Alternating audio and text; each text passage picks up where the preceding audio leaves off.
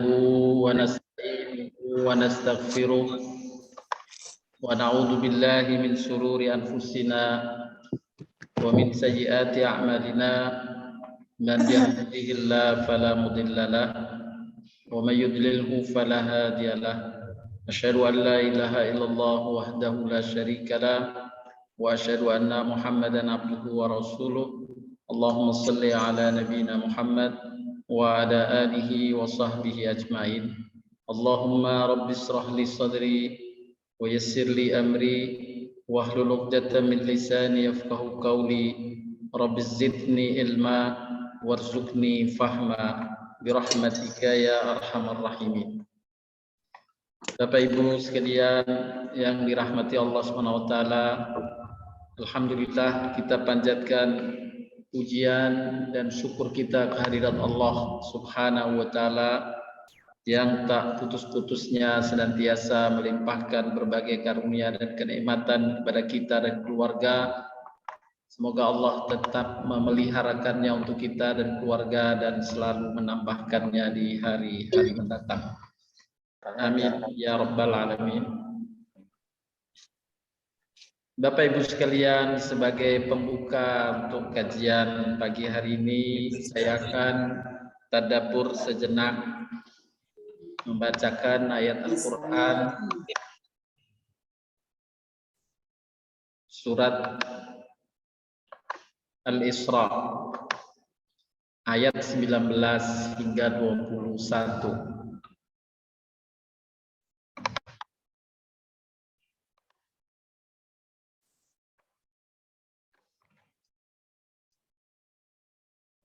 A'udzu billahi minasy syaithanir rajim. Bismillahirrahmanirrahim. Man kana yuridul ajilata ajjalna lahu fiha ma nasha' ما نشاء لمن نريد ثم جعلنا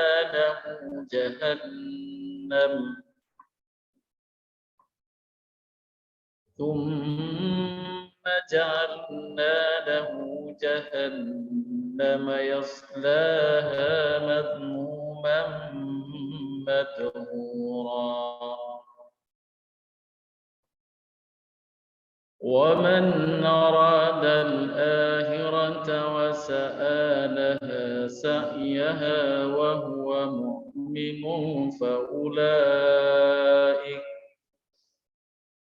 فأولئك كان سعيهم مشكورا كل نمد هؤلاء وهؤلاء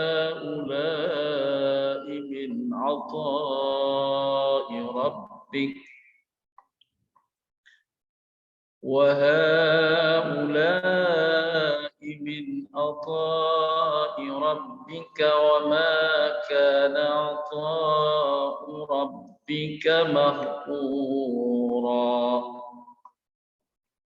انظر كيف فضلنا بعضهم على بعض وللآخرة أكبر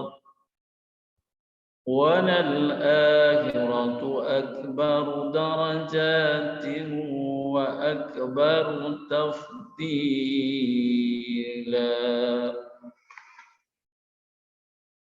Adapun terjemahannya, barang siapa menghendaki kehidupan duniawi, maka kami segerakan baginya di dunia itu apa yang kami kehendaki bagi orang yang kami kehendaki.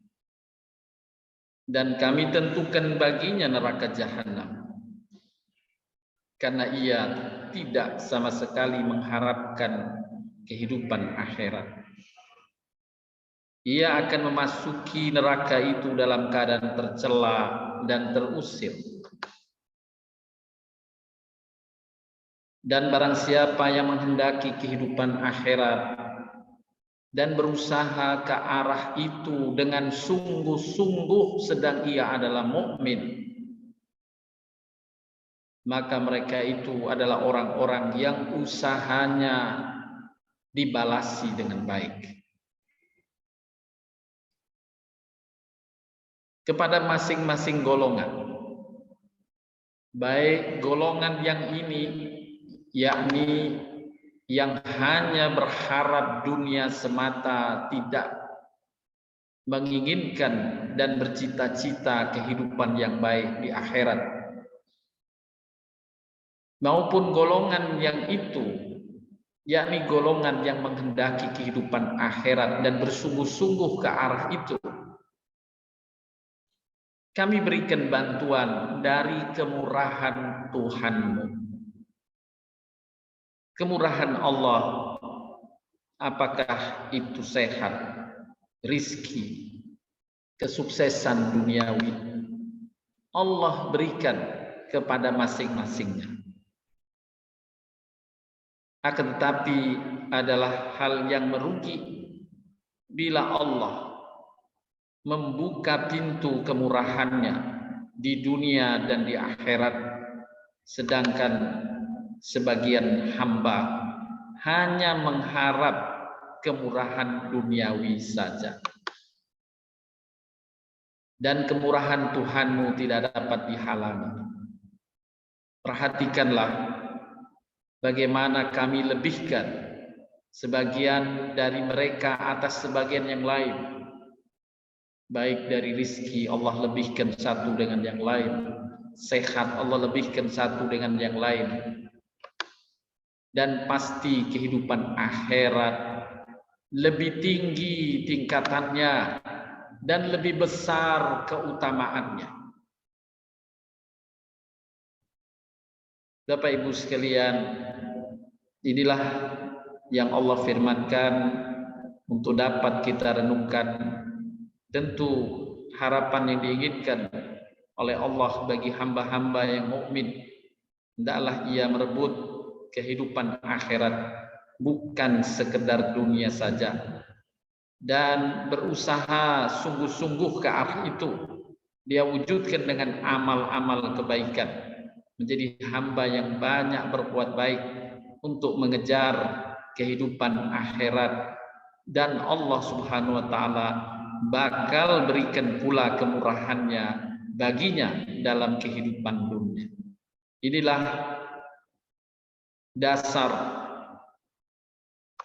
cita-cita, keinginan hamba mukmin yang di dalam ucapan diungkapkan berupa doa, Rabbana atina fid dunya hasanah wa fil akhirati hasanah wa qina adzabannar.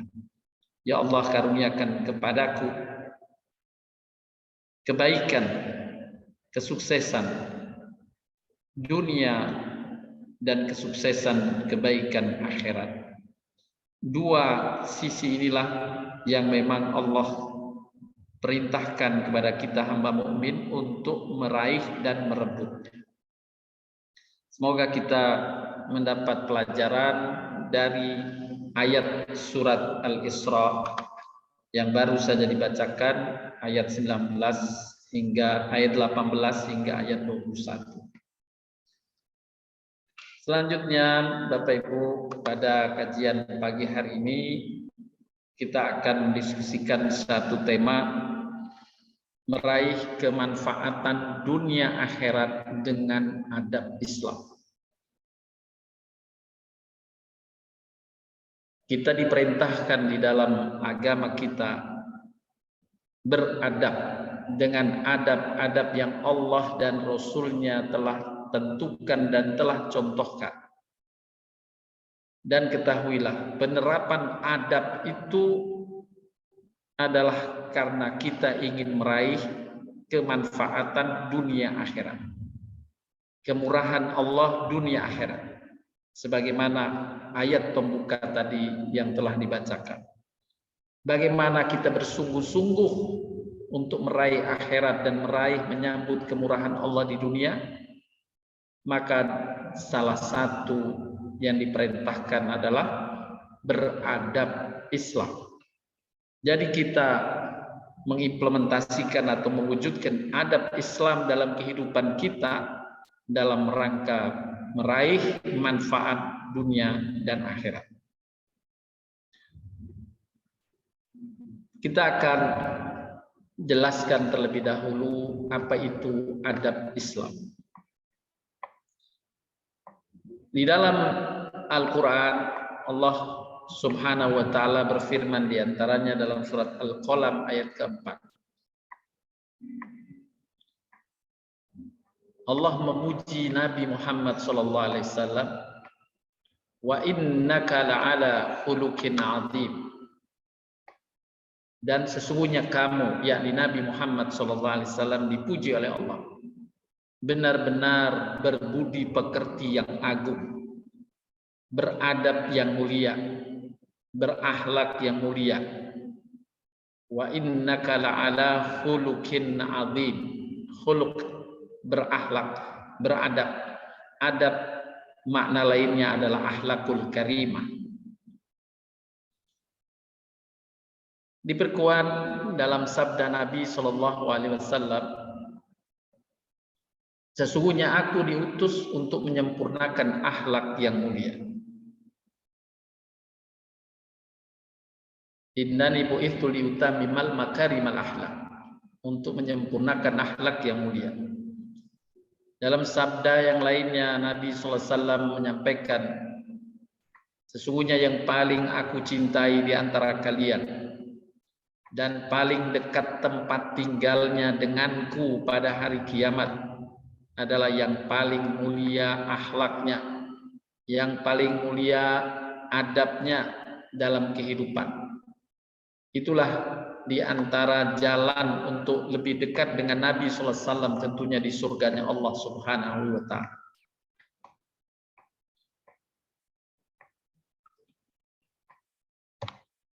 Nabi pun mengajarkan satu doa agar dengan doa ini kita bercita-cita memiliki akhlak yang baik, memiliki adab-adab yang terpuji. Kita dianjurkan oleh Nabi berdoa sebagaimana yang beliau sampaikan, Allahumma hdini li ahsanil akhlaq la yahdi li ahsaniha illa anta wasrif anni sayyi'aha la yasrifu anni sayyi'aha illa anta.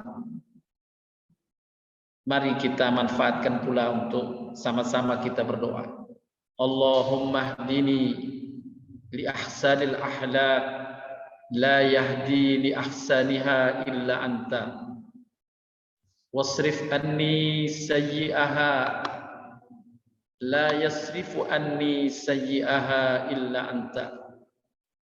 Ya Allah, tunjukilah kepadaku akhlak yang baik, tidak ada yang dapat menunjukinya kecuali Engkau. Ya Allah, palingkanlah dariku akhlak yang buruk, tidak ada yang dapat memalingkannya kecuali Engkau.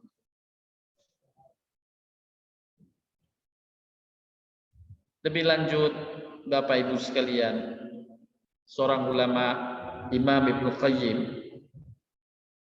mengartikan akhlak atau adab adalah sikap pengenalan seseorang terhadap sesuatu dengan benar-benar pengenalan.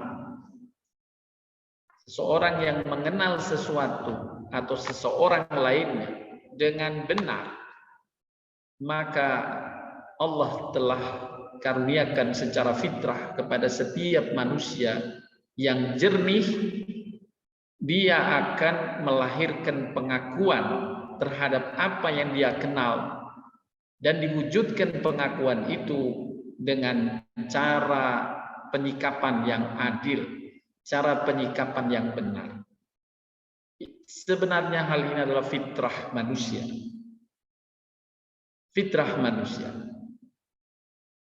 Hanya mereka yang tidak sesuai dengan fitrah dalam kehidupannya saja yang mengabaikan hal penting ini.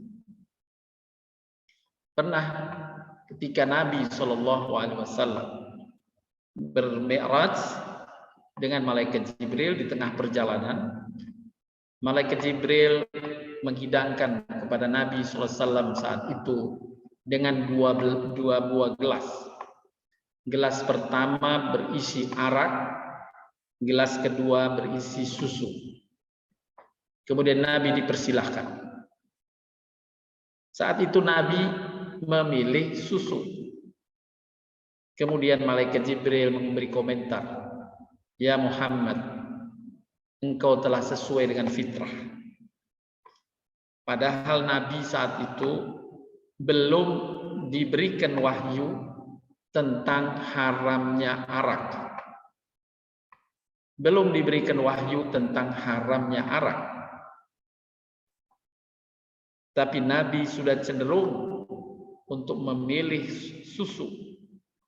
Oleh karena malaikat Jibril memberi komentar, "Engkau Muhammad telah sesuai dengan fitrah." Dalam hidup ini Bapak Ibu, kadang kita melakukan sesuatu alhamdulillah. Walaupun kita tidak tahu dalilnya, tidak tahu bahwa itu ajaran yang diperintahkan Allah dan Rasul-Nya, tapi alhamdulillah kita sudah mengamalkannya bahkan sejak dahulu. Sejak masa kecil, masa remaja kita melakukannya. Dan terus-menerus sampai kita dewasa melakukan amalan itu. Baru kemudian ikut pengajian tahu kalau amalan itu ternyata perintah Allah. Atau amalan itu telah dicontohkan Nabi SAW. Alhamdulillah, berarti sejak dahulu saya sudah sesuai dengan fitrah. Inilah di antara fitrah manusia, yaitu ia akan menyikapi sesuatu dengan atau diawali dengan pengenalan yang benar terhadap sesuatu. Contoh yang sederhana diberikan oleh para ulama. Ada dua orang. Dua-duanya melihat singa. Tetapi yang satu melihat singa dalam keadaan lepas. Sedangkan orang yang kedua melihat singa dalam keadaan singa itu sedang berada di kerangkengnya di kebun binatang. Dua-duanya menyikapi saat ia melihat singa itu dengan cara berlari menjauh. Berlari menjauh. Menurut Bapak Ibu, mana sikap yang benar, mana sikap yang salah? Tentu secara fitrah kita akan menilai yang pertama yang melihat singa itu terlepas dari kandangnya, maka ia berlari menyikapinya setelah dia mengenal, dia tahu betul mengenal singa. Singa ini binatang buas, bisa menerkam, bisa memakan daging kita dan melukai kita. Karena dia lepas dalam keadaan bebas, kita lari menyelamatkan diri, itu sikap yang benar karena pengenalan kita terhadap singa itu. Dan keadaannya saat itu yang lepas. Tapi orang yang kedua ikut lari, padahal singa itu berada dalam kerangkeng besi di kebun binatang, dia ikut lari, ditanya, "Kenapa Pak lari?" "Ada singa." Berarti dia belum mengenal benar keadaan singa itu. Singa tadi yang berada dalam kerangkengnya. Orang yang mengenal dia akan tenang, dia tidak akan lari. Tapi orang ini lari berarti dia benar ada singa, tapi berada dalam kerangkengnya. Dia tahu martabat singa ini ketika berada dalam kerangkeng tidak bisa melukai dia karena terkurung. Ada pula ada singa, kemudian dia makin mendekat. Mendekatkan diri ke singa itu atau malah mengganggu singa itu, maka tentu orang yang ketiga ini adalah yang tidak sesuai dengan fitrah umumnya manusia. Seolah-olah dia tidak takut singa, Padahal seharusnya dia sebagai manusia fitrahnya takut dengan binatang buas seperti singa yang besar. Jadi menurut Imam Al-Qayyim, pengenalan yang benar terhadap sesuatu akan melahirkan konsekuensi sikap yang benar pula. Dan sikap yang benar itulah yang dinamakan adab. Sikap yang benar itulah yang dinamakan adab yang benar. Ketika saya berikan ilustrasi yang lain, ada seseorang yang dikenal oleh lingkungannya, orang ini baik sekali, dengan sesama baik sekali. Kemudian bapak atau ibu bermainlah ke rumah orang tadi, bertamu ke rumah orang tadi, yang dikenal baik tadi. Karena ibu datang atau bapak datang ke rumahnya, dia ingin memberi hidangan pada tamunya dan memanggil seseorang. Bu, tolong dong ambilin teh atau kopi. Tiba-tiba keluar ke tempat tamu tadi seorang ibu yang sudah usia dengan membawa baki, di dalamnya ada segelas atau secangkir kopi atau 2 cangkir kopi. Si ibu usia lanjut ini sambil gemetar membawa baki tadi untuk dihidangkan kepada tamu sesuai dengan permintaan teman kita itu yang pemilik rumah. Tiba-tiba si ibu tua ini karena gemetar saat dia mau menaruh baki itu terpeleset, bakinya tumpah atau jatuh, kopinya tumpah. Tuan rumah yang memberi hidangan, yang menyuruh untuk menghidangkan kopi tadi marah-marah. Ibu ini nggak jelas, pokoknya dimarahin si ibu tadi. Bapak ibu sebagai tamu sementara diam dulu. Biarkan selesai pemilik rumah tadi memaki-maki orang tua tadi yang telah lengah dalam menghidangkan sampai kopi itu tumpah. Kemudian disuruh masuk, disuruh ngepel, suruh ngelap, ya. Akhirnya dia masuk si ibu tua itu. Bapak ibu yang hadir bertanya kepada si tuan rumah tadi, teman bapak ibu, siapa itu? Itu ibu kandung saya. Ibu kandung saya itu memang begitu wataknya. Bagaimana penilaian Bapak Ibu? Orang ini masuk kategori baik atau tidak? Insya Allah kita bersepakat. Orang ini masuk kategori yang tidak beradab. Kita yang fitrah pasti tahu martabat seorang ibu. Kalau seorang mengenal ibu dengan pengenalan yang benar, dia adalah ibu kandung. Sudah usia lanjut lagi, maka akan tumbuh dari pengenalan yang benar itu pengakuan dan sikap yang benar. Kita pasti sebagai anak, tentunya anak kandung, menyayanginya, ya. Hati-hati dalam berucap. Oleh karenanya Allah mengajarkan, wala taqul lahuma uffin, jangan kamu berkata kepada kedua orang tuamu itu perkataan dengan nada saja. Sudah nggak boleh, uffin itulah adab yang diajarkan kepada orang tua. Nah, tetapi boleh jadi posisi orang tua itu belum dikenal seperti halnya tadi contoh seseorang yang belum mengenal watak singa sehingga dia menyikapinya dengan cara yang salah. Ada singa yang lepas, disikapi dia dengan dekat, malah dia memukul singa itu. Yang kedua, singanya di kandang, marah dia lari. Ini 2 sikap yang keduanya salah dalam menyikapi keadaan singa yang dia lihat atau dia kenal. Artinya orang tersebut belum mengenal dengan benar. Jadi contoh tadi, tuan rumah tadi yang menghardik, membentak ibunya, suruh ngelap dan sebagainya, Walaupun dia tahu secara kalimat dia adalah ibunda kandungnya, tetapi sungguh dia tidak mengenal dengan baik apa itu yang dimaknai dengan ibu kandung. Sehingga sikap yang muncul adalah berbeda. Ini kurang lebih makna yang diberikan oleh Imam Ibnu Qayyim.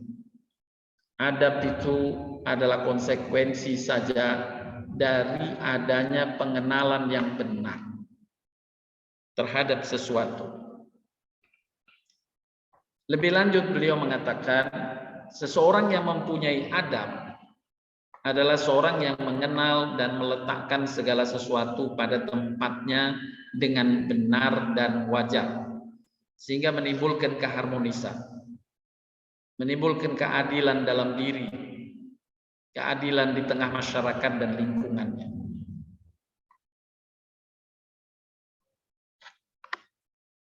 Penjelasan lain saya nukil dari Profesor Negib, seorang ulama muslim di masa era sekarang ini, yang beliau memang khusus membahas tentang, mendalami khusus tentang adab-adab Islam ini di tengah masyarakat. Beliau mengatakan, pengenalan serta pengakuan akan hak keadaan sesuatu dan kedudukan seseorang dalam susunan berperingkat martabat dan derajat yang merupakan suatu hakikat yang berlaku dalam tabiat semesta. Dalam tabiat semesta, artinya di dalam kehidupan manusia di muka bumi ini sudah menjadi fitrah dia. Pengenalan adalah ilmu, pengakuan adalah amal. Maka pengenalan tanpa pengakuan seperti ilmu tanpa amal. Tadi contohnya seorang yang mengenal dia itu adalah ibunya, ibu kandungnya. Tapi amalnya tidak berkesesuaian dengan posisi atau derajat dia mengenal sebagai ibu kandung, dia posisinya sebagai anak kandung, maka sungguh dia belum beramal. Kemudian pengakuan tanpa pengenalan seperti amal tanpa ilmu. Dia menyikapi sesuatu dengan sikap tertentu, tetapi dia tidak mengenalnya, maka ia adalah orang yang sedang beramal tanpa ilmu.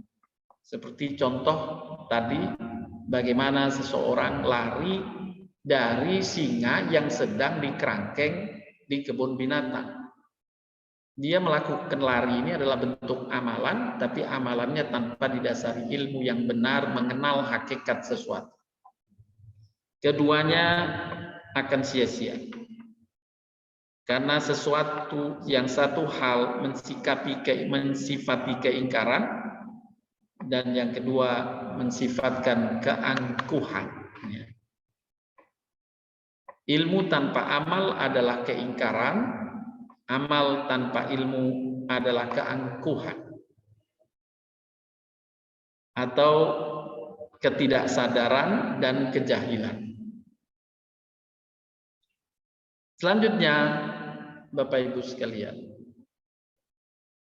di dalam Al-Quran surat Al-Isra yang tadi di awal saya bacakan, sesungguhnya rangkaian ayat ini sangat panjang, menjelaskan tentang adab-adab yang Allah bimbingkan untuk hamba yang beriman. Yang menarik dibahas oleh Imam Ibnu Qayyim, bahwa rangkaian ayat yang menjelaskan tentang adab ini didahului dengan penjelasan bahwa seseorang yang memiliki adab-adab yang baik itu sesungguhnya ia sedang bersungguh-sungguh berupaya meraih kehidupan dunia akhirat yang lebih baik. Dia ingin meraih manfaat dunia akhirat, maka ia pun beramal sungguh-sungguh dengan adab-adab itu. Ayat yang tadi kita bacakan, saya ulang kembali. Barang siapa yang menghendaki kehidupan dunia, maka kami segerakan baginya di dunia itu apa yang kami kehendaki bagi orang yang kami kehendaki. Dan kami tentukan baginya neraka jahanam. Ia akan memasuki dalam keadaan tercela dan terusir. Dan barang siapa menghendaki kehidupan akhirat, berusaha ke arah itu dengan sungguh-sungguh, sedang ia sendiri adalah mukmin, maka mereka adalah orang yang usahanya dibalasi dengan baik kepada masing-masing golongan, baik golongan yang menginginkan dunia saja maupun golongan yang menginginkan akhirat. Allah akan berikan kemurahannya, bantuannya di muka bumi dalam kehidupan dunianya, dan kemurahan Tuhan tidak dapat dihalangi. Perhatikanlah bagaimana kami melebihkan sebagian dari mereka atas sebagian yang lain, dan pasti kehidupan akhirat lebih tinggi tingkatannya dan lebih besar keutamaan. Ayat ini Bapak Ibu menjadi awal pembuka ketika Allah menjelaskan adab-adab yang harus dilakukan oleh seorang mukmin.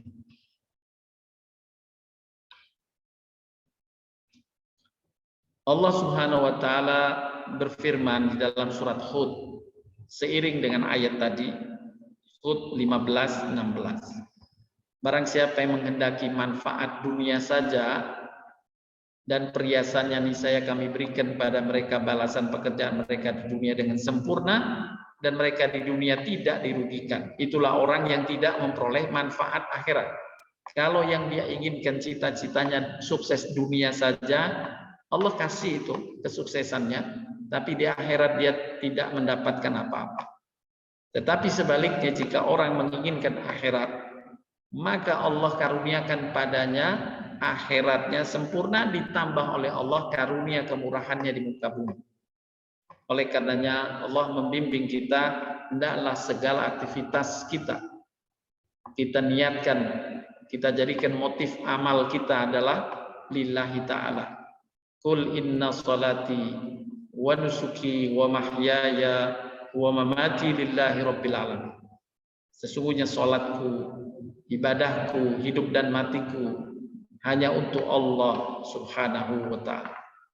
Niatkan untuk Allah, untuk akhirat, ya, Allah akan karuniakan kepada kita dunia dan akhirat sebagaimana yang dijanjikan Allah dalam firman berikutnya, An-Nisa 134, man kana yuridu thawabad dunya fa indallahi thawabud dunya wal akhirah wa kana Allahu sami'an basira.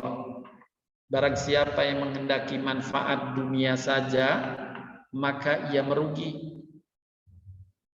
Saya ulang, barang siapa yang menghendaki manfaat dunia saja, maka ia merugi. Karena di sisi Allah ada manfaat dunia dan akhirat. Di sisi Allah ada manfaat dunia akhirat. Allah janjikan, Allah berikan ini. Manfaat dunia akhirat sekaligus kepada hamba yang meniatkan amalnya untuk mencapai ridha Allah, meraih akhirat itu. Allah Maha mendengar lagi Maha melihat hamba-hamba yang berikhtiar untuk bersungguh-sungguh beramal dalam meraih ridha Allah, meraih lillahi ta'ala saja niatnya.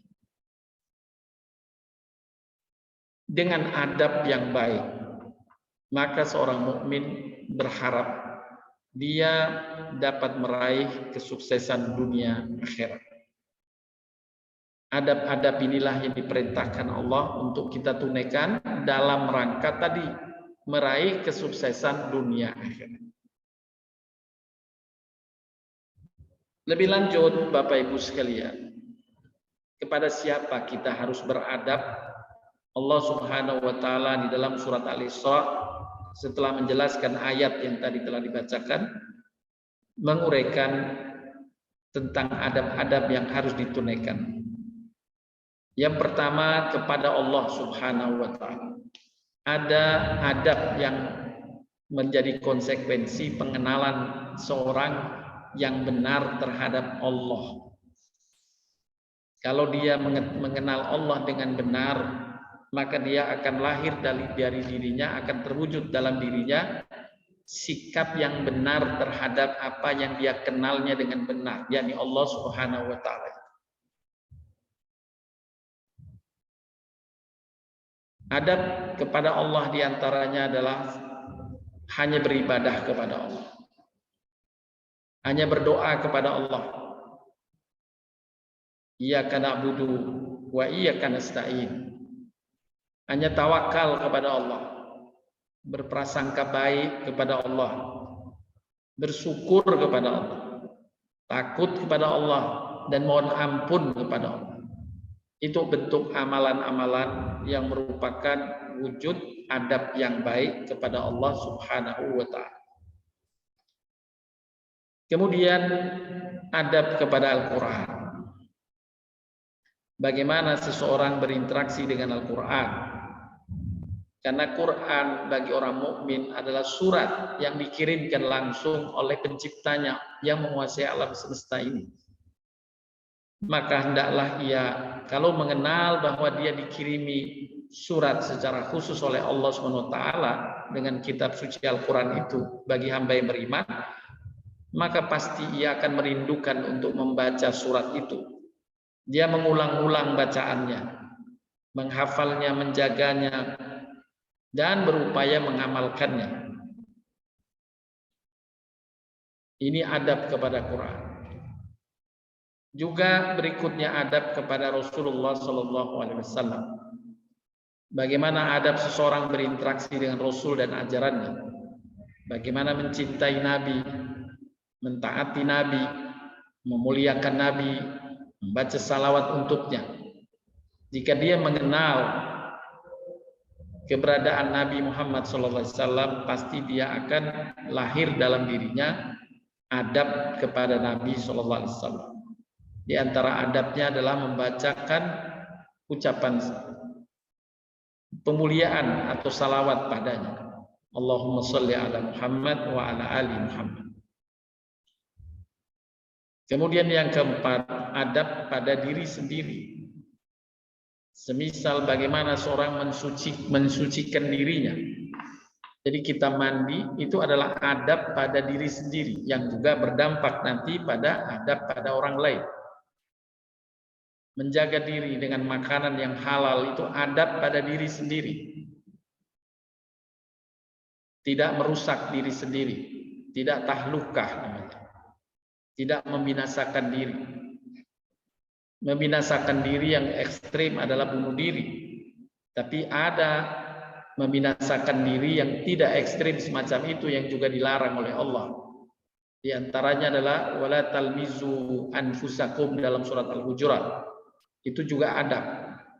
Adab terhadap diri sendiri yang diajarkan dalam surat Al-Hujurat. Jangan kamu mencela dirimu sendiri. Tidak boleh seorang mukmin dan dianggap tidak beradab pada dirinya yang semestinya dia hormati dengan ucapan semisal mencela dirinya, bodoh saya ini, geblek saya ini. Itu berdosa karena dia tidak menyikapi adab terhadap dirinya dengan benar. Allah yang mengajarkan, Nabi SAW mencontohkan. Bahkan Nabi tidak membolehkan sahabatnya yang ingin sholat malam semalaman. Bagilah malammu, kata Nabi dalam sabdanya. Sebagian untuk dirimu, karena dirimu punya hak atasmu. Dan sebagian untuk keluargamu, karena keluargamu punya hak atasmu. Dan sebagian untuk Tuhanmu. Tidaklah engkau bagi malammu menjadi 3 bagian itu. Hak dirimu, hak keluargamu, dan hak Tuhanmu. Jadi Nabi memerintahkan kepada sahabatnya itu yang berniat ingin sholat malam semalaman, tidurlah. Beristirahatlah. Karena Allah telah siapkan malam itu sebagai tempat istirahat bagimu. Beristirahatlah pada sebagiannya. Ini juga bagian dari adab terhadap diri sendiri. Tidak boleh puasa wisol. Sudah waktunya buka, dia menahan diri untuk tidak berbuka. Merasa ingin lebih dekat sama Allah, tapi Allah yang melarang. Nggak boleh puasa wisol. Karena akan mencelakakan diri, membinasakan diri. Hak dirimu, engkau harus penuhi. Itulah adab yang diajarkan oleh Nabi kepada kita dalam beradab pada diri sendiri. Kemudian adab kepada makhluk Allah yang lain, semisal kepada orang tua. Di dalam Al-Quran berulang adab terhadap orang tua ini disampaikan. Adab terhadap guru, adab terhadap karib kerabat, adab terhadap tetangga, adab kepada masyarakat secara umum. Bahkan di dalam ajaran adab ini Nabi SAW telah mengajarkan adab-adab terhadap binatang dan tumbuhan. Lingkungan kita. An-nadhafu minal iman. Kebersihan itu bagian dari iman.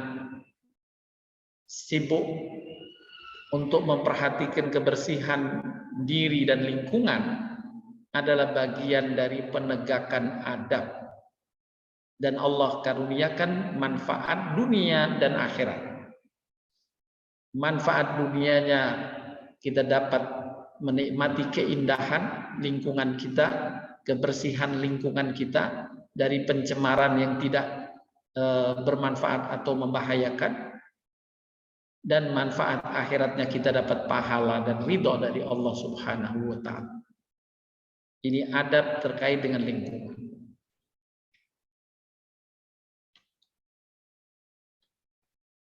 Di dalam surat An-Nisa, Allah Subhanahu wa ta'ala menyeru kepada kita.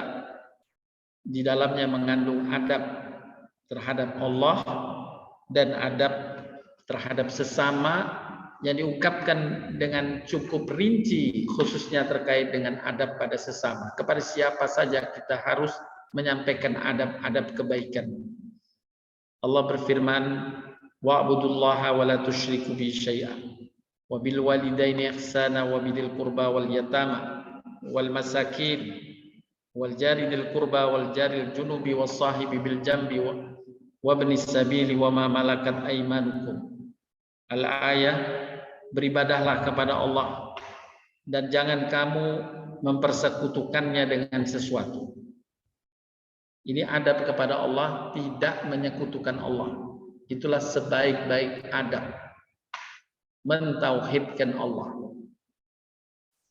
Kemudian Allah ajarkan adab pada sesama. Yang pertama kepada orang tua, berbuat baiklah kepada orang ibu, kedua orang ibu bapamu, kepada kerabat, kepada anak yatim, pada orang miskin, pada tetangga dekat, pada tetangga jauh, pada sahabat-sahabatmu, pada ibnu sabil, orang-orang yang kau temui di jalan, dan hamba sahayam. Adab-adab ini hendaklah ditegakkan, dan Nabi telah mencontohkan sehingga Allah langsung yang memuji Nabi. Wa innaka la'ala hulukin azim. Sesungguhnya engkau Muhammad contoh teladan yang baik dengan budi pekerti yang baik, dengan adab-adab yang baik.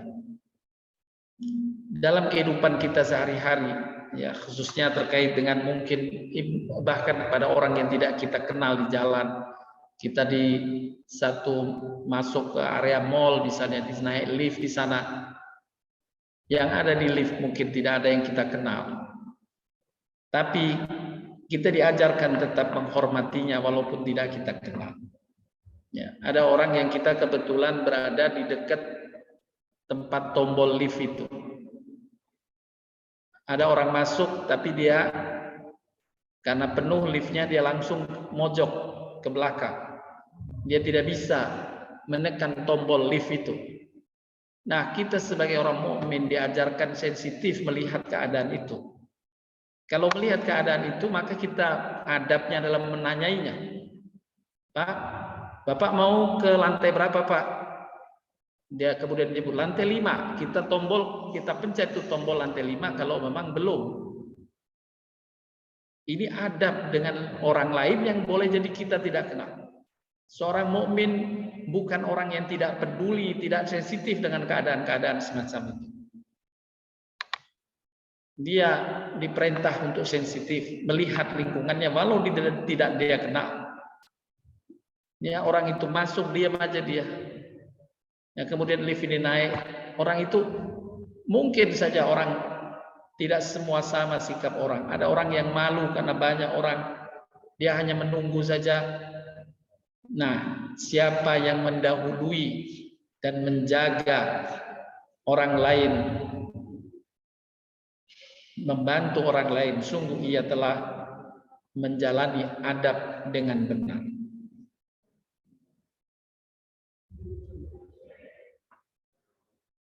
Tadi berkaitan dengan kepada siapa saja kita beradab. Yang berikutnya, bila ditinjau dari amal atau keadaannya, adab dan akhlak mulia yang diatur Islam mencakup berbagai bentuk perbuatan. Saat makan ada adabnya, saat minum ada adabnya, baik adab itu untuk diri maupun adab terhadap orang lain. Jadi ketika kita makan, bisa diajarkan oleh Nabi SAW, jika engkau makan di meja makan, maka adab yang diajarkan Nabi, pilihlah hidangan yang dekat dengan jangkauanmu. Jangan engkau mengambil sesuatu yang jauh dari jangkauanmu sampai mengganggu orang yang ada di dekat menu yang kamu inginkan tadi. Misalnya kita, Pak, boleh Pak daging itu Pak, dagingnya Pak boleh buat saya Pak, itu beri ke sini Pak. Ini yang diajarkan oleh Nabi, tidak boleh demikian. Hendaklah kamu ambil saja yang di sekitarmu.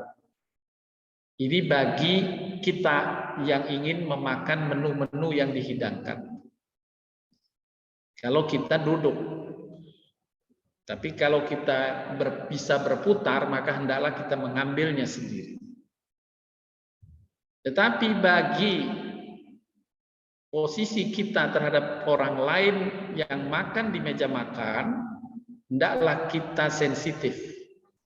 Kalau di dekat teman kita atau di posisi teman kita itu menunya hanya ada tempe, kerupuk, sedangkan daging, sayur, ya, kuah ada di tempat kita, hendaklah kita sensitif menawarkan kepadanya.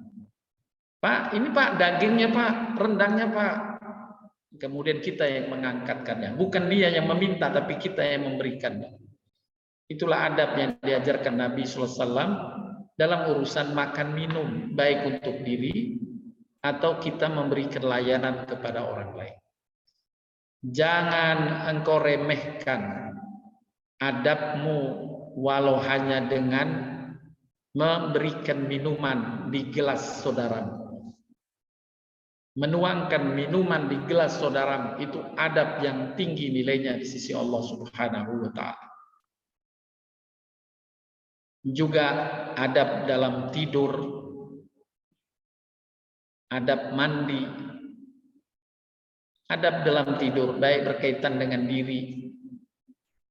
Ya, hendaklah kita tidur cukup, tidak menyebabkan kita membinasakan diri dengan begadang yang tidak perlu. Ini adab tidur terhadap diri, adab tidur terhadap orang lain, ya. Adab tidur kepada Allah. Juga kita dianjurkan berdoa sebelum tidur. Ini adab tidur terhadap Allah SWT. Amal tidur kita terhadap Allah bagaimana? Kita berdoa. Bismikallahumma ahya wa amut. Dan setelah bangun ada adab kita terhadap Allah. Bersyukur kepada Allah. Alhamdulillahilladzi ahyana ba'dama amatana wa ilaihin nusur. Ini adalah adab kita terhadap Allah. Kemudian juga adab mandi, adab berpakaian, adab berjalan. Ya. Al-Quran menjelaskan, jangan kamu berjalan dengan angkuh, jangan terlalu cepat dalam berjalan. Adab berbicara juga banyak diberikan baik dalam Al-Quran maupun hadis Nabi SAW, baik kaitannya dengan Allah, kaitannya dengan Rasul, kaitannya dengan diri sendiri, kaitannya dengan orang lain. Juga adab bercanda, adab dalam menuntut ilmu, adab dalam bertamu, adab saat menengok orang sakit. Ketika dengar sahabat kita sakit yang memungkinkan kita mengunjunginya, kemudian kita menengoknya, ada adabnya. Pertama, dianjurkan oleh Nabi atau diperintahkan Nabi, jangan kau berlama-lama kecuali dia yang memintanya. Jangan berlama-lama, ya. Diajak ngobrol itu orang yang sakit, padahal dia udah pengen tamunya ini yang menengok temennya ini sudah selesai lah, udah dia mau istirahat, tapi merasa asik dengan kunjungan dia sampai mengganggu yang sakit atau keluarganya yang menunggui. Kemudian tidak dibolehkan ketika kita mengunjungi orang sakit membawa berita-berita buruk yang membuat cemas yang bersangkutan. Ini adalah adab. Hendaklah dia memberi kabar gembira saja. Jangan kemudian datang mengunjungi, ibu sakit apa? Ini saya sakit A, disebut sakit A. Kemudian kita yang mengunjungi, oh ibu sakit A, itu memang membahayakan bu. Memang sakit itu, tetangga saya sakit seperti itu. Kemarin langsung beberapa hari itu meninggal. Berdosa memberi kabar yang buruk kepada orang yang sakit. Adabnya adalah dia menghiburnya dengan optimis, ya. Kasih kabar yang menyenangkan. Insya Allah sembuh. Segera Allah sembuhkan. Yuk kita berdoa, semoga Allah sembuhkan segera. Nah, ini di antara adab. Berbagai bentuk keadaan amalan kita dalam kehidupan sehari-hari pasti ada adabnya. Allah dan Rasul-Nya telah memberikan contoh dengan detail adab-adab ini.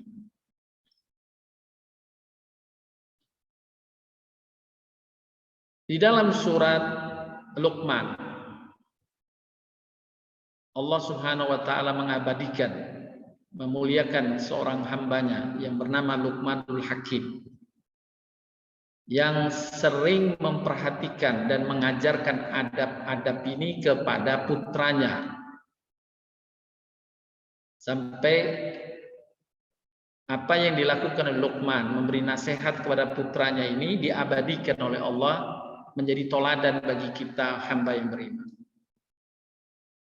Allah mengabadikan ucapan Luqman ini di dalam surat yang diberi nama oleh Allah langsung dengan surat Luqman. Subhanallah, alangkah bahagianya hamba yang bernama Luqman yang dimaksud dalam ayat ini. Walaupun ia tidak disebut sebagai nabi, tapi Allah muliakan kedudukannya dengan menjadikan namanya sebagai nama salah satu surat di dalam Al-Quran, dan amalannya dijadikan contoh untuk manusia mukmin lainnya. Allah berfirman, wa idh qala Luqmanu li ibnihi wa huwa ya'iduhu ya bunayya la tusyrik billah inna syirka la dzulmun adzim. Ingatlah ketika Luqman berkata kepada anaknya di waktu ia memberi pelajaran padanya, hai anakku, jangan kau mempersekutukan Allah. Ini adab terhadap Allah. Sesungguhnya mempersekutukan Allah adalah benar-benar kezaliman yang besar.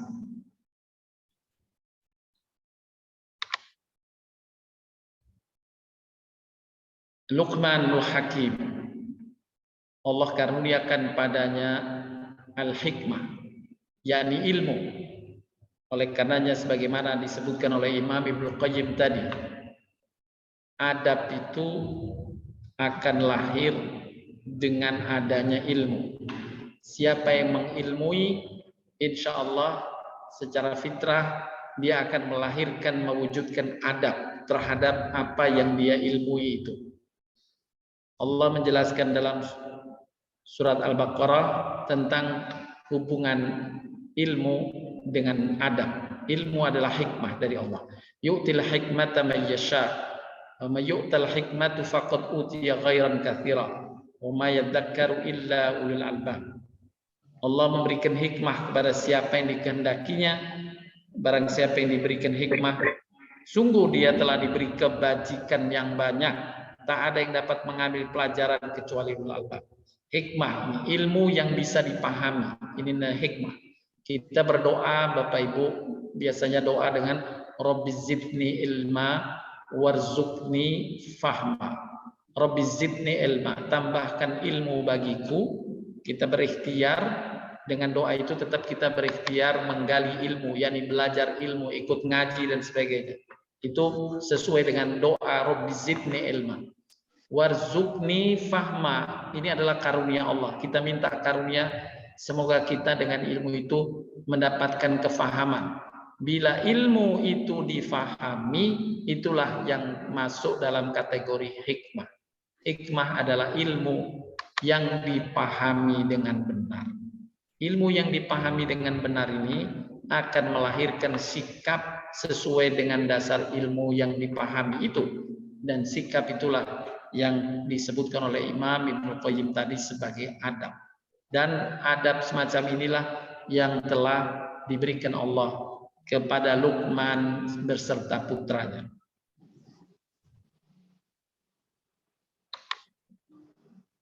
Ketika Allah menjelaskan surat Luqman, di awal surat Allah telah menjelaskan tentang hikmah. Alif Lam Mim, tilka ayatul kitabil hakim, hudan wa rahmatan lil muhsinin. Alif Lam Mim, inilah ayat Al-Qur'an yang mengandung hikmah. Di dalam surat Luqman Allah banyak ceritakan tentang hikmah, jelaskan tentang hikmah. Hikmah pada Allah, ilmu bagaimana mengenal Allah, ilmu bagaimana keadaan orang tua yang kemudian darinya akan lahir adab-adab tadi.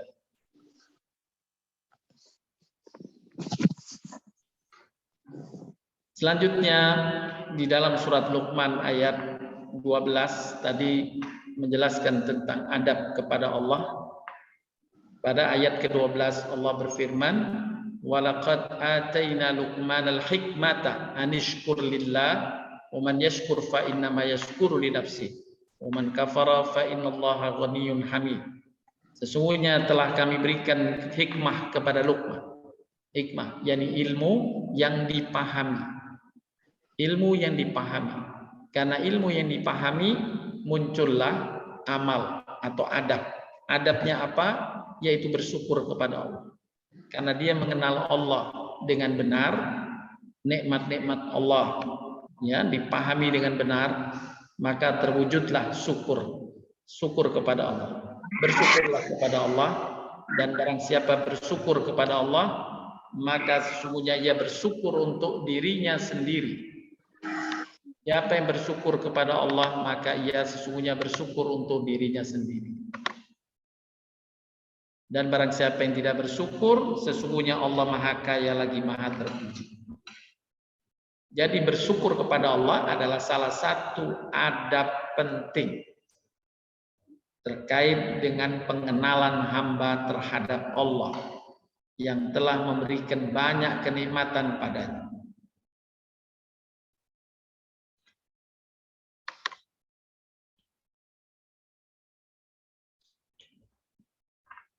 Tidak mungkin seseorang bersyukur dan berterima kasih bila ia tidak mengenal diri dan tidak mengenal sesuatu yang ia sedang berhadapan dengannya. Seorang tidak mungkin dapat beradab kepada Allah bila ia tidak mengenal Allah dengan sebenar-benarnya pengenalan. Allah mengingatkan dalam surat Az-Zumar, "Wa ma qadarullah haqqa qadrih wal ardu jami'an qabdaituhu yaumal qiyamati was samawati matwiyatun biyamini subhanahu wa ta'ala amma yusyrikun."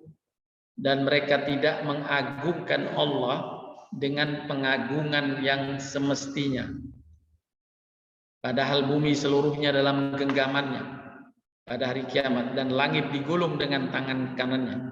Maha suci Tuhan dan maha tinggi dia dari apa yang mereka persekutukan. Karena tidak mengenal dengan benar, maka tidak bisa mengagungkan Allah dengan pengagungan yang semestinya. Ya, jadi pengenalan yang benar itulah tadi yang akan dapat mewujudkan adab yang benar pula.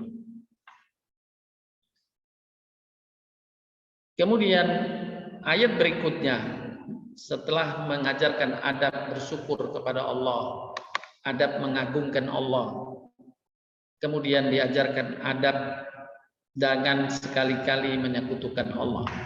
Wa id qala Luqman li ibnihi wa huwa ya'idu ya bunayya la tusyrik billah inna syirka la dzulmun adzim. Wahai anakku, jangan kamu mempersekutukan Allah. Inilah adab-adab terhadap Allah Subhanahu wa taala. Kemudian pada rangkaian surat Luqman yang berikutnya,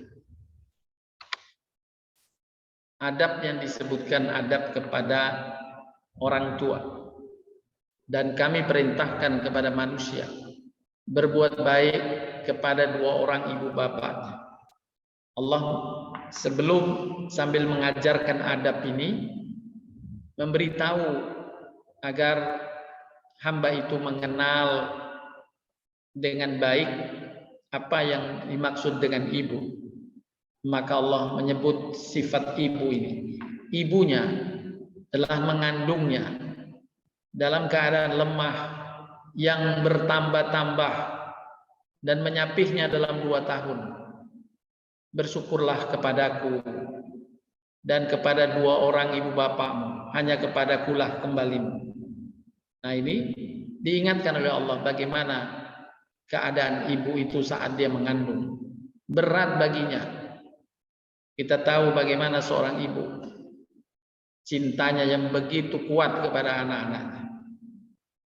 Ibu itu sedih, kalau orang tua akan sedih ya bila ada anaknya yang tidak terurus, tidak nyaman, menangis, itu ikut sedih si ibu. Insya Allah khususnya ibu-ibu dan bapak-bapak sudah mengalami bagaimana perasaan orang tua melihat anak-anaknya yang sedang tidak nyaman. Dan karena itulah Allah Subhanahu wa taala menyuruh anak-anak dan semua kita adalah seorang anak untuk bersyukur bukan saja kepada Allah, bersyukur pula kepada orang tua. Aniskurli wali walidaik, bersyukurlah kepadaku dan kepada kedua orang tua. Baru kemudian dijelaskan pada ayat berikutnya bagaimana bila ibu ini kemudian yang kita harus hormati melakukan sesuatu yang kita harus memilih antara berbakti kepada ibu atau taat kepada Allah. Maka Allah memberikan penjelasan mengatasi problem ini. Dan jika keduanya bapak ibu itu memaksamu untuk mempersekutukannya dengan mempersekutukan sesuatu dengan aku, sesuatu yang tidak ada pengetahuan tentang itu, maka jangan kamu mengikuti keduanya. Nah, di sini kalau ketaatan tetap taat kepada Allah, atiullah wa ati rasul lebih diutamakan. Tetapi Allah berpesan kamu jangan taati ibumu kalau bertentangan dengan perintah Allah. Tetapi walaupun kamu tidak taat pada ibu bapakmu, tetap bergaulilah keduanya.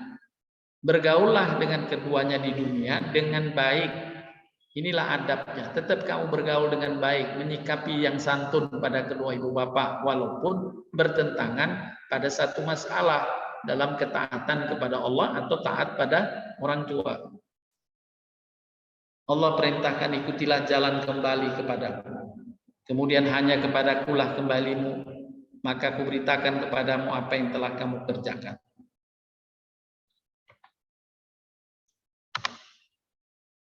Bapak Ibu sekalian,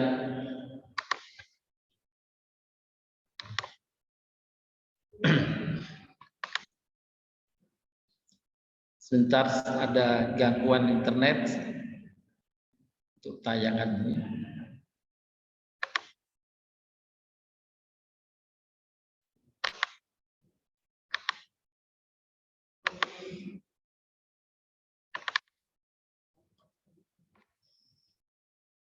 Berikutnya, nasihat tentang adab yang diberikan oleh Luqman kepada anaknya. Wahai anakku, sesungguhnya jika ada suatu perbuatan sebesar biji sawi berada dalam batu atau di langit atau dalam bumi, niscaya Allah akan mendatangkan atau membalasinya. Allah maha halus lagi maha mengetahui. Luqman berpesan, berbuat baiklah walau hanya sedikit. Ya, jangan kau meremehkan perbuatan baik, karena Allah akan tetap menilai perbuatan baik sebesar biji sawi, juga Allah akan nilai dan bisa jadi Allah lipat gandakan pahalanya dengan pahala yang besar. Jangan meremehkan perbuatan baik. Ini adalah adab. Kemudian adab berikutnya yang diajarkan, wahai anakku, dirikanlah sholat. Sholat adalah menjaga adab terhadap Allah Subhanahu wa ta'ala. Dan suruhlah manusia mengerjakan yang baik, cegahlah mereka dari perbuatan mungkar. Bersabarlah terhadap apa yang menimpa kamu. Sesungguhnya yang demikian termasuk hal yang diwajibkan oleh Allah. Jadi Allah mewajibkan kita mendirikan salat, mewajibkan kita mengajak kebaikan orang lain, mengajak kebaikan pada orang lain. Itu wajib. Dan bersabar atas apa yang menimpa diri kita, karena ini takdir Allah. Kita wajib bersabar. Inilah adab-adab kita kepada Allah semuanya. Jadi mendirikan sholat, adab kita terhadap Allah. Menyuruh orang lain berbuat baik, ya, dan bersabar terhadap apa yang Allah telah takdirkan. Alhamdulillah.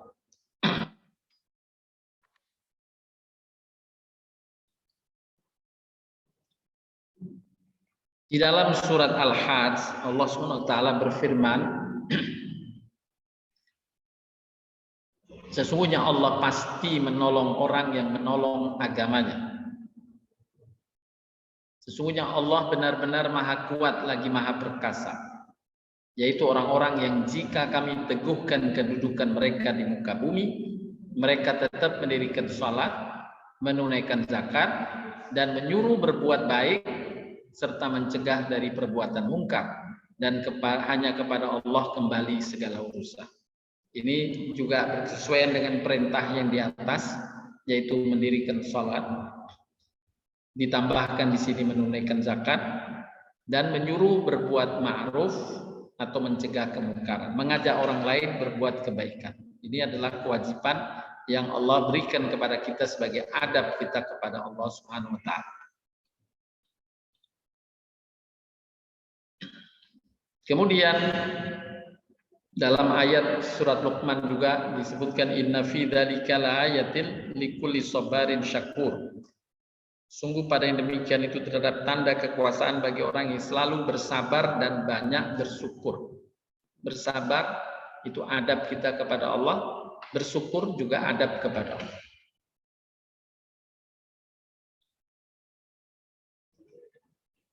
Di dalam hadis disebutkan, sungguh menakjubkan keadaan seorang mukmin. Seluruh urusannya itu baik, tidaklah didapat kecuali pada seorang mukmin. Jika ia mendapat kesenangan, ia bersyukur. Jika mendapat kesusahan, ia bersabar. Itu pun baik baginya. Inilah di antara yang Allah wajibkan bagi kita dalam memenuhi adab kita kepada Allah Subhanahu wa ta'ala. Bersabar atas apa yang Allah takdirkan dan bersyukur atas apa yang Allah karuniakan.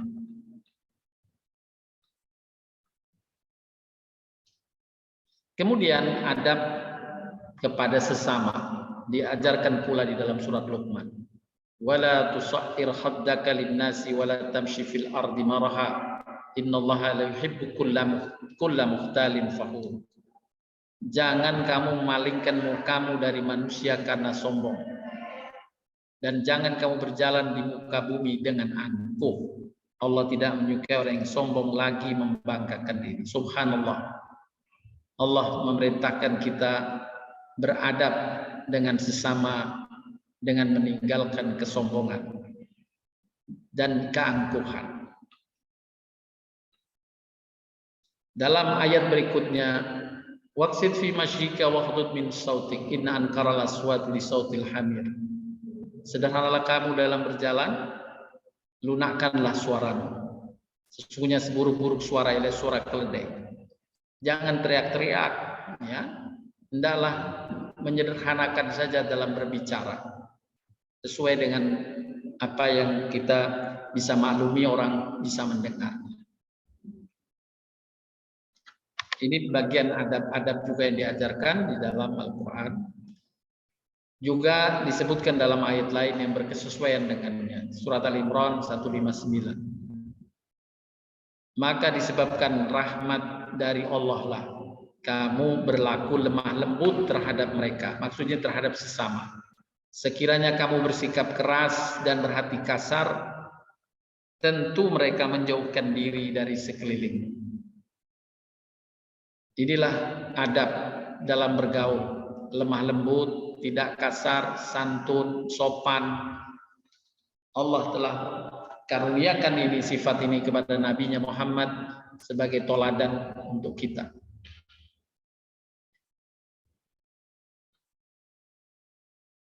Dalam surat Furqan senada dengan ayat tadi, hamba-hamba Tuhan yang Maha Penyayang adalah orang yang berjalan di atas bumi dengan rendah hati.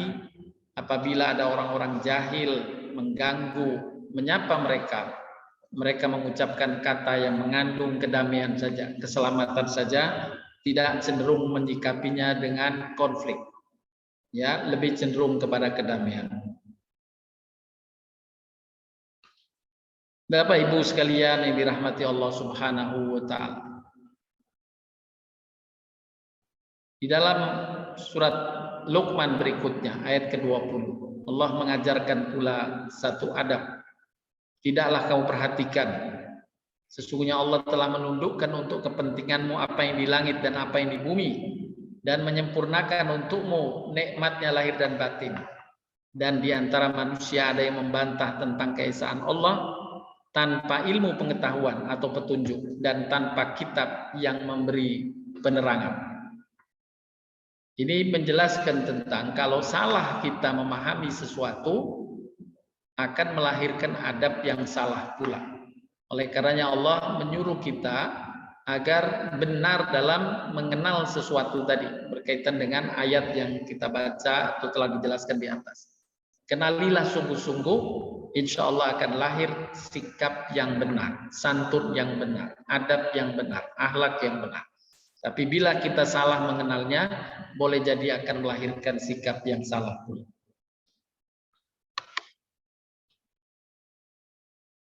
Inilah adab-adab yang tadi dijelaskan, saya rangkumkan. Adab kepada Allah, adab kepada Rasul, adab kepada orang tua, adab kepada sesama, ya. Adab kepada Allah Subhanahu wa taala, diantaranya bersyukur kepada Allah, bertauhid kepadanya, berbakti kepada orang tua, memenuhi apa yang Allah perintahkan ini. Meyakini bahwa segala perbuatan pasti terbalas. Kebaikan dibalas dengan kebaikan, keburukan dibalas dengan keburukan. Tetap mendirikan sholat, mengajak manusia mengerjakan yang baik, bersabar terhadap apapun yang menimpa, menghindari kesombongan dalam bergaul, bersikap tenang, tidak panikan, menjaga ucapan dan nada berbicara, meyakini terhadap janji Allah kepada orang yang soleh bahwa ia akan mendapatkan kecukupan kenikmatan lahir dan batin, yakni dunia dan akhirat. Inilah adab-adab yang pada dasarnya hampir semua aktivitas hidup kita terpoleskan dengan adab dan akhlak. Allah dan Rasul-Nya telah mencontohkan berbagai aktivitas kita ada adab-adabnya. Hendaklah kita ilmui dan kita amalkan. Allah Subhanahu wa taala mengajarkan kepada nabinya akhlak-akhlak ini, dan Nabi mencontohkannya dan menyampaikan dalam sabdanya, jangan sekali-kali engkau menghina sedikit pun dari hal yang baik, sekalipun engkau menemui saudaramu dengan wajah yang berseri. Mari Bapak Ibu, amalkan apa yang sedikit dari Nabi SAW ini, tapi insya Allah memberikan nilai manfaat yang besar bagi kita dunia akhirat. Berwajah cerah berhadapan dengan orang lain, menyampaikan senyuman dan berkata-kata baik. Qaulul ma'rufun shadaqah. Ucapan yang baik adalah sedekah. Ini adalah akhlak, adab yang dicontohkan Nabi SAW. Niscaya kita akan mendapatkan kemurahan Allah di dunia dan akhirat. Pahala yang Allah janjikan begitu besar bagi orang yang berakhlak atau beradab ini. Seorang mukmin yang berakhlak, pahalanya sama derajatnya dengan orang yang memperbanyak sholat sunnah dan memperbanyak puasa sunnah. Bahkan seperti orang yang banyak membaca ayat Al-Quran dengan sikap baik ketika berjumpa dengan orang. Berkata-kata baik ketika dia berjumpa dengan orang. Sensitif. Seperti tadi saya contohkan. Berjumpa dengan orang walaupun tidak dikenal. Saat antri misalnya di satu tempat, ya, kita persilahkan orang yang usia lebih tua dari kita, silahkan Bu, Ibu duluan. Ini adalah akhlak, pekerti adab yang dicontohkan oleh Nabi SAW. Jangan meremehkan akhlak-akhlak semacam itu, pahalanya sangat besar di sisi Allah, seperti kita melaksanakan sholat sunnah atau memperbanyak sholat sunnah, memperbanyak puasa sunnah. Padahal hanya dengan perilaku yang mungkin 5 menit juga tidak mengurangi risiko bagi kita. Dan akhlak yang berikutnya yang ingin saya sampaikan sebagai penutup, sebagaimana disebutkan oleh Nabi SAW. Dari Abu Sa'id ia bercerita bahwa Rasulullah melakukan iktikaf di masjid. Di tengah iktikaf ia mendengar ada seorang yang membaca Al-Quran dengan lantang. Rasulullah kemudian menyingkap tirai dan berkata, ketahuilah, setiap kamu bermunajat kepada Tuhan, jangan sebagian kamu menyakiti sebagian yang lain, jangan juga sebagian kamu mengeraskan suara atas sebagian lain dalam membaca atau dalam sholat. Ini membaca Quran, misalnya di masjid, ya, orang sedang iktikaf, ada yang sholat, ada yang sedang menimba ilmu, bahkan ada yang tidur karena lelah, maka dianjurkan oleh Nabi, bacalah dengan tenang, jangan sampai mengganggu saudaramu yang sedang iktikaf lain di masjid. Ini juga bagian dari adab, bagaimana jangan sampai perilaku kita tanpa kita sadari mengganggu orang lain dan bahkan boleh jadi menyakiti orang lain. Demikian Bapak Ibu yang dapat disampaikan. Hendaklah kita istiqomah menjalankan adab-adab ini, baik kepada Allah, kepada Rasul, kepada orang tua, kepada keluarga, pada sesama kita, bahkan kepada orang yang tidak dikenal di jalanan. Insya Allah dengannya Allah karuniakan kebaikan bagi kita dunia dan akhirat. Demikian, terima kasih atas perhatiannya, mudah-mudahan bermanfaat. Untuk selanjutnya dipersilahkan bila ada yang ingin ditanyakan atau didiskusikan. Terima kasih Pak Ustadz. Ada pertanyaan dari Mbak Tuti. Assalamualaikum warahmatullahi wabarakatuh. Pak Ustadz, terkait dengan adab kepada orang tua sebagai manusia dan seorang anak, sejauh mana kita bisa mengekspresikan kemarahan kita kepada orang tua kita jika berselisih paham, dan bagaimana adabnya dalam Islam, cara terbaik kita minta maaf kepada orang tua kita setelah terjadi kesalahpahaman. Silakan Pak Ustadz. Baik. Tadi di dalam surat Luqman telah dijelaskan kalau perkara yang diperselisihkan itu menyangkut ketaatan, pilihan taat pada orang tua atau taat sama Allah karena keinginan orang tua bertentangan dengan apa yang Allah sampaikan atau yang Rasul sampaikan, maka pesan dari Allah surat Luqman tadi, tetap kamu mengikuti taat sama Allah, nggak boleh tertawar dengan ketaatan atau mengikuti orang tua kalau apa yang diinginkan orang tua itu bertentangan dengan apa yang diperintahkan Allah dan Rasulnya. Tetapi tetap kamu menggauli mereka, bersabar ya. Mungkin tetap keinginannya karena orang tua menyuruh kita melakukan A, misalnya kita nggak mau karena itu bertentangan dengan syariat, kita ingin taat sama Allah. Ibu, orang tua mengingat, kamu ngapain nggak, kita bersabar saja, tetap bergauli, kita tetap datang walaupun diomel-omelin orang tua, tetap datang aja ya, dengan bersabar, tidak membantahnya. Kesabaran semacam itu nilainya besar di sisi Allah Subhanahu wa taala. Ya, sambil kita menunggu waktu, kalau memungkinkan kita bisa mendiskusikannya dengan orang tua lebih tenang ya, yang insya Allah orang tua diberikan hidayahnya oleh Allah, dibuka pintu pengertiannya sehingga lebih memahami apa yang kita sudah lebih tahu terkait dengan hal itu. Begitu yang bisa disampaikan. Mbak Tuti, ada yang mau ditambahkan, Mbak Tuti? Cukup Pak Ustadz, terima kasih. Sama Bu. Ada dari Bu Evi, Pak Ustadz. Ustadz izin bertanya, boleh nggak ya kita berbohong untuk menghindari terjadinya perselisihan, sementara dengan berbohong tersebut tidak ada yang dirugikan? Jazakallah khairan. Baik.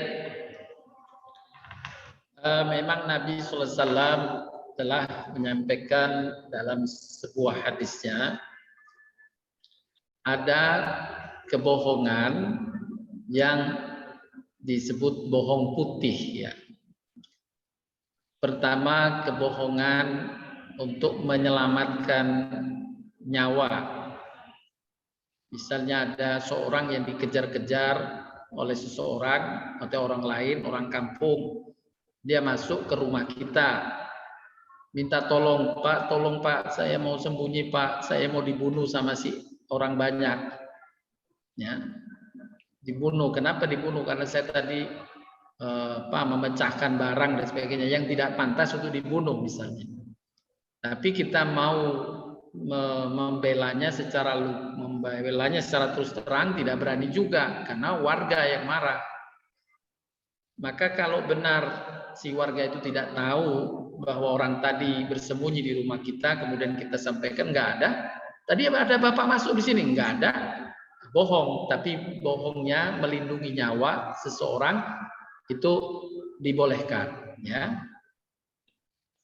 Hanya melindungi nyawa. Yang pertama, yang kedua, kebohongan untuk berkaitan dengan perselisihan, ya. Perselisihan apakah orang tua dengan anak atau suami dengan istri ya. Maka itu kebohongan juga yang dimaafkan. Dia bukan dibolehkan tapi dimaafkan, maksud saya koreksi, bukan dibolehkan tapi dimaafkan. Nah itu hal-hal yang dalam konteks tadi memperkeruh keadaan dan sebagainya, kita khawatir khususnya perselisihan orang tua dan anak atau suami dan istri. Maka kebohongan itu misalnya dia menanya ke kita sebagai orang ketiga, kita tidak harus berterus terang misalnya, atau perselisihan teman gitu ya. Ada A dengan B sedang berselisih. Si A ini curhat kepada kita, menjelekkan si B, menjelek-jelekkan si B. Kemudian kita jumpa dengan si B nanya, apa yang diceritakan A padamu? Apa yang diucapkan A padamu? Mentang-mentang kita mau jujur, disampaikan semua apa yang diceritakan A kepada kita, berantemlah A dan B. Maka dalam konteks itu kita mungkin boleh mengatakan, Mbak nggak cerita apa-apa, baik-baik aja, kamu dipuji-puji malah. Nah, ini disebut kebohongan tadi yang dimaafkan, ya, untuk mendamaikan dan tidak memperuncing perselisihan orang lain, apalagi kepada orang tua atau pasangan. Begitu Bu Lili jawabannya. Baik Pak Ustadz, itu pertanyaan dari BFI. Dari chat sudah habis Pak Ustadz. Yang ketiga tadi masih berkaitan yang di kebohongan dalam perang. Itu yang dimaafkan, kebohongan dalam perang. Ya, misalnya ada pasukan pejuang gitu saat kemerdekaan misalnya, waktu itu berjuang dengan penjajah, ketangkap pejuang kita. Di mana teman-teman bersembunyi? dia nggak boleh dong dia kemudian melaporkan apa adanya dengan teman-temannya. Oh, ada itu di hutan di sana, Pak. Kumpul di sana, lagi kumpul di sana. Ya pasti diserang lah teman-temannya.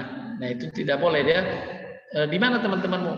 Dia boleh berbohong di situ, dimaafkan kebohongannya. Padahal teman-temannya lagi di Cianjur misalnya. Di satu daerah Cianjur, dia bilang, teman di mana? Di Bekasi, Pak. Nah, dia bohong. Itu dalam perang dibolehkan. Itu untuk melengkapi tadi. Silakan.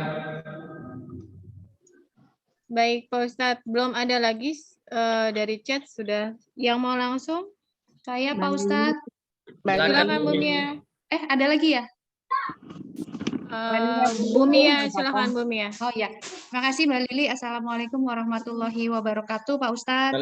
Iya, waalaikumsalam. Semoga Pak Ustadz dan seluruh kru Thayyibat Thora selalu dalam rahmat dan lindungan Allah Subhanahu wa taala, diberi kesehatan dan keberkahan. Amin. Begitu juga kita semua. Izin bertanya Pak Ustadz, sehubungan dengan adab, mungkin agak menyimpang sedikit ya Ustadz.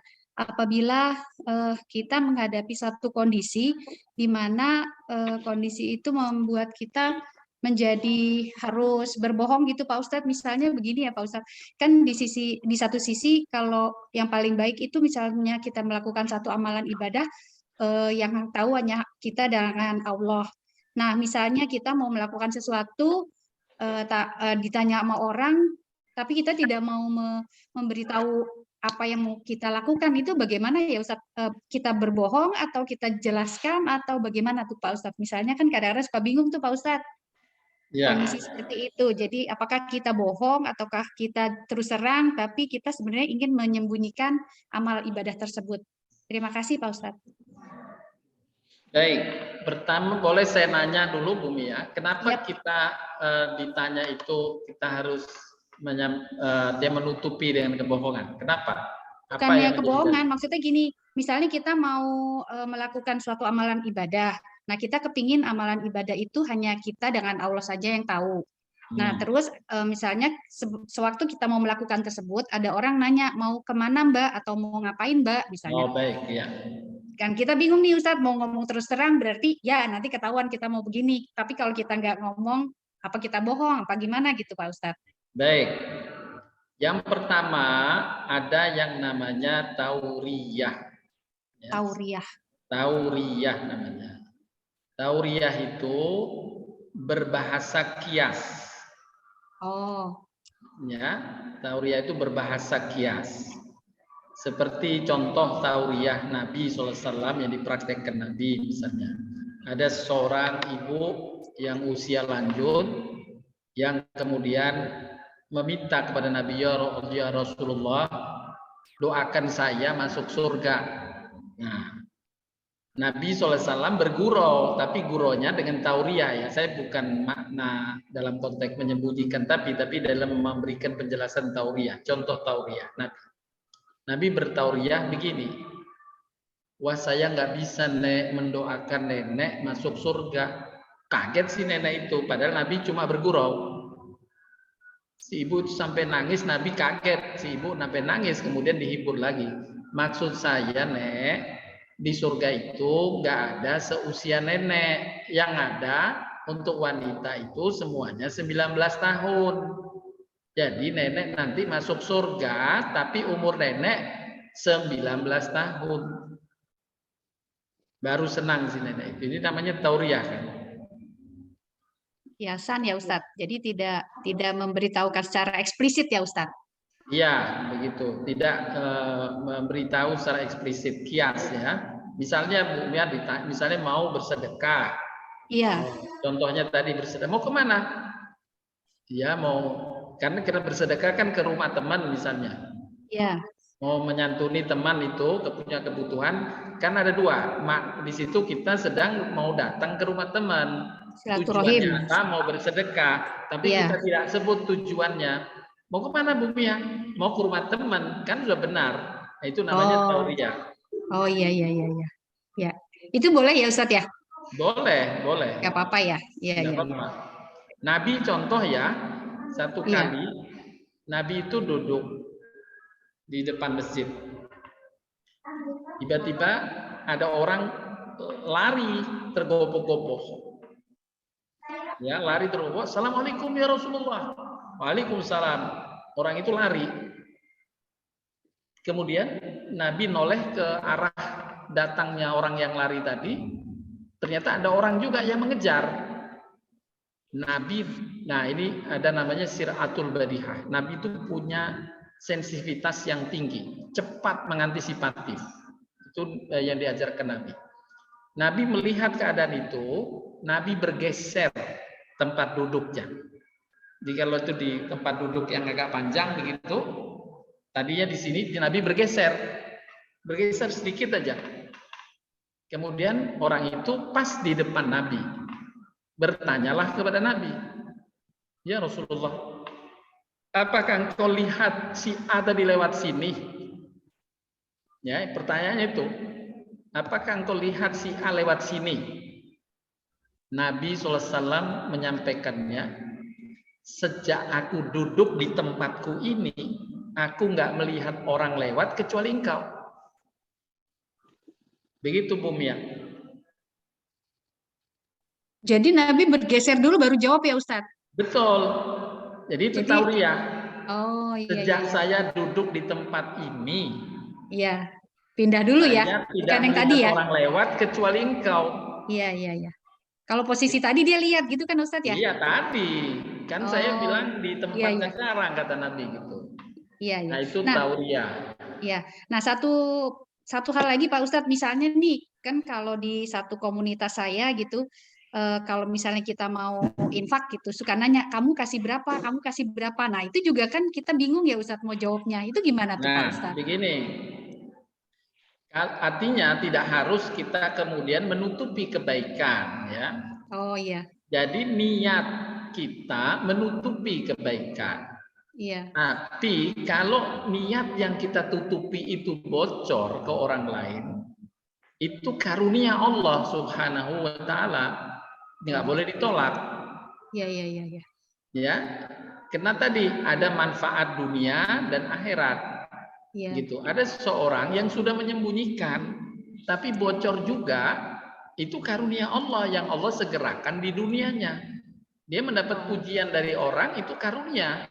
Jadi tidak harus dia tutup-tutupi gitu, karena nggak mungkin dia menutupi apa yang Allah telah buka kebaikannya, ya.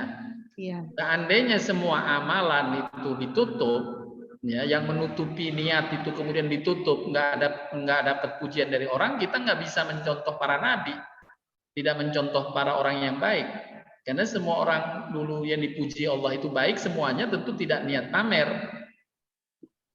Tapi Allah yang membuka kebaikannya kepada sesama. Allah yang membuka kebaikannya pada sesama itu adalah bentuk karunia. Ya. Begitu Bu Mia. Ya, baik Pak Ustadz paham. Jazakumullah khairan katsiran Pak Ustadz. Sama-sama. Terima kasih Mbak Lili. Pak Ustadz, ada pertanyaan dari Pak Bambang. Assalamualaikum warahmatullahi wabarakatuh. Izin bertanya Pak Ustadz, tapi kaitannya dengan kajian hari Kamis yang lalu mengenai bertetangga. Kalau tetangga terdekat kita adalah non-muslim, mana yang harus didahulukan? Tetangga yang terdekat yang non-muslim atau yang lebih jauh tapi muslim? Terima kasih. Wassalam. Baik. Di dalam surat An-Nisa itu menyebutkan wal jaridil qurba wal jaridil junubi, tetangga dekat, tetangga jauh. Di antara tafsirnya adalah tetangga dekat adalah tetangga yang mempunyai hak lebih darimu, dan tetangga jauh adalah tetangga yang memiliki hak ketetanggaan saja. Tetangga yang lebih itu adalah tetangga non-muslim, tetangga non-muslim, itu tetangga jauh. Tetangga dekat tetangga muslim atau tetangga kerabat, ya, muslim lagi. Jadi, nah mana yang didahulukan? Tentu yang mempunyai hak lebih. Kalau kita memaknai tafsir tadi dengan tafsir semacam itu. Begitu. Kalau memaknainya dalam tafsir rumah di sebelahmu, ya, rumah di sebelahmu, maka tergantung konteksnya apa yang kita dahulukan haknya itu. Ya, misalnya kalau kita memasak makanan, maka yang didahulukan tetangga sebelah rumah walaupun non muslim. Kalau makanan itu tercium baunya, misalnya Bapak Ibu goreng ikan asin, maka kalau kita ingin berbagi, bagikanlah kepada tetangga dekat yang mencium bau ikan asin itu, walaupun dia non muslim. Jadi konteksnya ke situ. Begitu jawabannya. Gimana Pak Bambang? Oke. Pak Bambang? Terima kasih Pak Ustadz. Ya, sama-sama Pak Bambang. Mbak Silakan Lili. Bu Endang. Ya, Assalamualaikum warahmatullahi Waalaikumsalam wabarakatuh. warahmatullahi wabarakatuh. Pak Ustadz, saya mau tanya, ada 2 pertanyaan, tapi yang pertama dulu nih Pak Ustadz. Pak Ustadz, kenapa ya, padahal Islam mengajarkan kebersihan. Dan kalau saya pulang kampung nih Pak Ustadz ke Blitar, mampir ke pondok pesantren, membuat numpang sholat ya Pak Ustadz, ataupun ke masjid, selalu MCK-nya kotor. Kadang saya gatel gitu Pak Ustadz, karena saya nggak suka orang jorok gitu Pak Ustadz. Padahal jelas-jelas Islam mengajarkan kebersihan. Jadi harus bagaimana ya Pak Ustadz ya? Iya. Kadang-kadang repot, saya bilang gini, ini bagaimana sih? Apalagi ya sekeliling saya ada yang agamanya lebih bagus dipanggil Ustadz apa Ustazah. Rumahnya pun mencerminkan tidak bersih gitu loh. Kadang-kadang saya bingung, ini kok betah ya gitu loh Pak Ustadz. Terima kasih Pak Ustadz. Baik, ya. Oleh karenanya tadi Al-Quran tadi menyampaikan sesungguhnya di sisi Allah itu ada manfaat dunia dan ada manfaat akhirat, gitu. Nah, masih banyak di kalangan kaum muslimin yang dia nggak peduli, tidak melihat manfaat dunianya. Seperti dia disuruh bersih-bersih itu yang dia pantau atau yang dia pikirkan manfaat akhiratnya. Sehingga dia misalnya ya, Nabi pernah menyebut, bagaimana pandanganmu jika seseorang itu di belakang rumahnya ada aliran sungai yang jernih, yang ia mandi di aliran sungai di belakang rumahnya itu 5 kali sehari. Maka para sahabat menjawab, ya Rasulullah, pasti bersih tubuhnya, bersih badannya. Benar. Itulah yang Allah karuniakan dengan ibadah wudhu setiap sholat. Nah, kan 5 kali. Jadi itu dengan wudhu bersih badan. Nah, ini kan Nabi mengkaitkan dengan manfaat duniawi. Ya, tapi banyak kita yang wudhu aja gitu, nggak mengambil manfaat tidak mengambil manfaat duniawinya. Yang penting sah wudhunya udahlah. Padahal kalau kita mengambil manfaat duniawinya, misalnya saat hari Jumat itu Nabi menyuruh mandi sebelum sholat Jumat, disunahkan mandi dapat pahala besar. Nah, jadi bersih diri. Kemudian dalam hadis an-nadhafu minal iman, kebersihan itu adalah bagian dari iman. Ya. Nah, ini bukan sekedar kita melihat kita bersih-bersih dapat pahala, tapi manfaat dunianya kan tadi indah, bersih ya. Menyenangkan lingkungan. Nah, itu yang harus juga dipahamkan kepada sebagian saudara-saudara kita. Seperti halnya puasa. Puasa itu ada manfaat dunianya, sumu tasihu, berpuasalah niscaya kamu sehat. Nah, sehingga perlu diungkap hikmahnya. Jadi bukan sekedar puasa, tapi hikmahnya diungkap. Orang puasa itu sehat. Kebersihan itu sehat. Jadi manfaat dunianya harus diungkap. Ini sebagai bil hikmah, sebagai penjelasan hikmah. Begitu Bu Endang. Jadi tugas kita sama-sama ya, seperti tadi Allah perintahkan, hendaklah kamu mengajak kebaikan kepada orang lain. Kita ngajak kebaikan orang lain itu juga menjelaskan hikmahnya. Hikmahnya itu diantaranya tadi manfaat duniawi, itu hikmah. Kenapa harus kita lakukan semacam ini? Ya, kenapa? Nah, contohnya silaturahim gitu ya. Silaturahim kan Nabi menyebut siapa yang silaturahim, dia selain dapat pahala, Allah jamin rizkinya, ya. Allah jamin panjang umur bagi dia. Nah, panjang umur dan rizki ini yang harus disampaikan pula sebagai manfaat duniawi, sehingga orang melakukannya memang lebih apa namanya? Orang itu lebih cepat menangkap amalan kalau ada manfaat yang dia pahami. Ya, ada manfaat yang baik. Saya pernah, Bu Endang, dulu melakukan satu penelitian sekaligus mengimplementasikan. Saya dapat bantuan dari yayasan yang peduli terhadap lingkungan dari Belanda, Novip waktu itu. Saya membuat sumber-sumber air ya di desa-desa, di pesantren, di masjid-masjid ya, di masjid-masjid desa. Itu kadang airnya itu sumbernya nggak jelas, kotor, ya, kotor. Karena mereka hanya bersandar pada manfaat ukhrawinya. Pokoknya kalau air itu lebih dari 1 meter kubik atau mengalir, maka sah untuk wudhu. Gitu. Sah untuk wudhu kalau 1 meter kubik dan mengalir. Nah, padahal kadar kotoran di air itu cukup tinggi setelah pernah saya lakukan penelitian.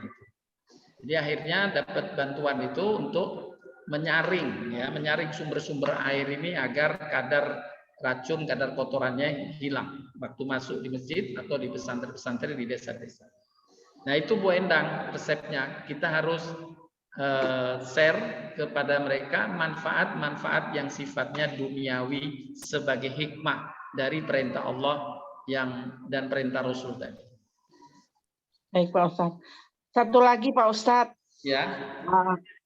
Mana yang diutamakan ya Pak Ustadz? Kadang saya ingin mengikuti kajian yang terlalu pagi, sementara di rumah saat ini belum ada ART. Saya harus menyiapkan makan buat bekal suami, bekal anak ke kampus. Kadang saya bingung, saya pengen ikut kajian tapi nggak bisa Pak Ustadz. Jadi mana yang diutamakan Pak Ustadz? Apa saya meninggalkan tugas saya sebagai ibu menyiapkan bekal buat suami, anak, buat sarapan, atau saya ikut kajian aja Pak Ustadz? Yang tatap muka ya Pak Ustadz. Terima kasih Pak Ustadz. Baik, ya. Ada hadis berkaitan dengan kisah yang berkaitan dengan pertanyaan Bu Enda.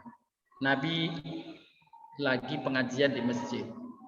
Tiba-tiba ada seorang anak muda minta izin pada Nabi, ya Rasulullah, saya izin mau keluar, saya mau ke pasar,